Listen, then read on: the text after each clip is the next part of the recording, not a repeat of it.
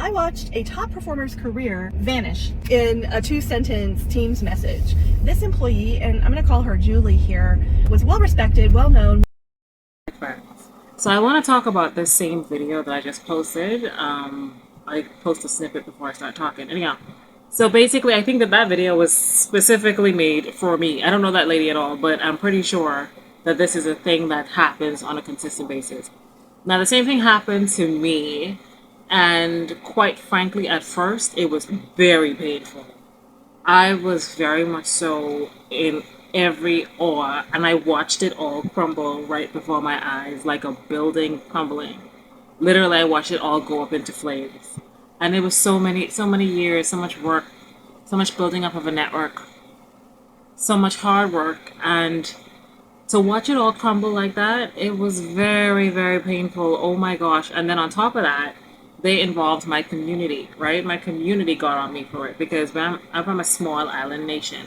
And my main job whenever it is that I leave the country is to represent well. However, it doesn't account for the misdeeds and the mistreatment that you would receive outside of the country, right? And your community members really don't understand that.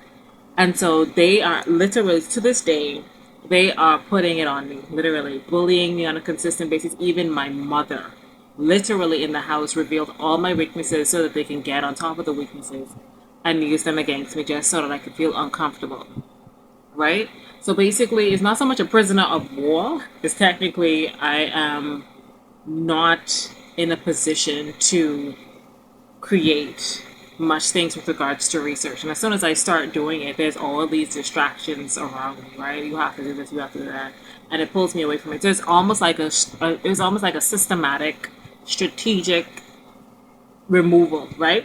And so I initially was sad, and I actually sat down and I thought about it, and I was like, what is the trade-off here? What really is the trade-off? You get to sit around a table with people who genuinely only want your money, don't really like you. They want your money and your ideas, but they don't make it comfortable for you to survive or thrive in their spaces anyway. What are you really losing in this situation? And honestly, it's probably you losing the comfort that's already there, the connections that they've built, the network that they've built. That's probably the most thing. That's probably the only thing that I really lost because in being excluded or completely removed from that table or environment, my mental health has enhanced because now I had to be more resilient. I had to know myself a bit better. I had to be way more self-aware than I ever have been before in my entire life. I had to know why I'm doing everything that I'm doing. It's like hardship actually helped me. And so when things like this happen, you have to think about what you've lost and what it is that you have to gain.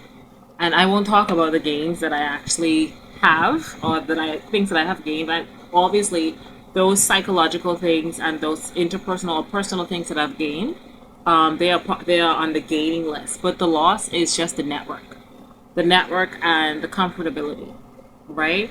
And so when you're in these spaces, they'll try to exclude you from everything. They'll make it harder for you to get a job, and even when they offer you the job, they make it very difficult. They literally employ bullies. Everywhere you go, there's bullies, bullies, bullies everywhere, right? And you go to the store, when you go to Starbucks, for example, and it's all in efforts to help you to understand what you did. And they want you to keep repeating in your mind the mistake that you made so that you can remain in the space forever. And their main goal, I think, is for you to lose time and to lose energy. And if you learn, hopefully you learn mindfulness and meditation, and hopefully you learn to love yourself a little bit more in this season, yeah, it helps you out. So currently I'm going through this and I'm talking about it, right? But yeah, don't fret it, sweetie. Don't fret it. It's definitely a pay cut. Literally, you're living at the mercy of a lot of people. You're literally living at their mercy. Definite pay cut, definite money, no money. And any sexual encounters that come your way, do not do it because it's a setup, right? It's a setup to make you feel like you're destroyed. And I think ultimately what they also want is for you to go become a bum on the road, right? Talking out of your mind. They want you destroyed completely, and they want you to do the self-destruction based on their external influences.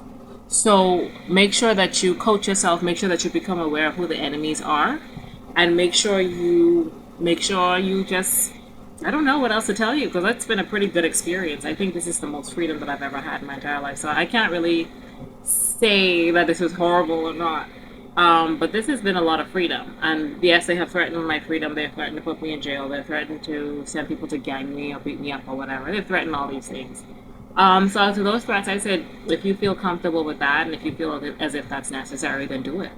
And that's how I've been dealing with the threats. I'm like, I don't really respond to threats in a negative way. I've heard gunshots when I was busy in the house, and literally no one else was around to hear it. And it's like, it felt as if it was geared toward me.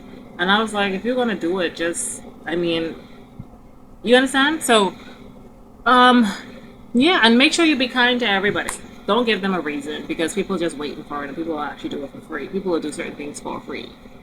And yeah, stand strong and good luck. And I hope that you're happy that you got out of those spaces, because quite frankly, you've probably been praying private prayers for years and asking God how the hell to get out of here, and when it happened, you just said, whoop, I guess it's time to go. So I think the only thing I didn't think about was the fact that I wouldn't be dealing with their good networks anymore. And it's not the worst thing in the world. It's not the worst thing in the world at all. So yeah, besides as I said before, those closest to me bullying me on a consistent basis, it's not the worst thing in the world. Trust me. You have your mind, your body, and your spirit. You have your mind, and that's good. And so yeah, coach your mind, trust in God, trust in Jesus, and be strong, I guess. Love y'all. Hope this helps.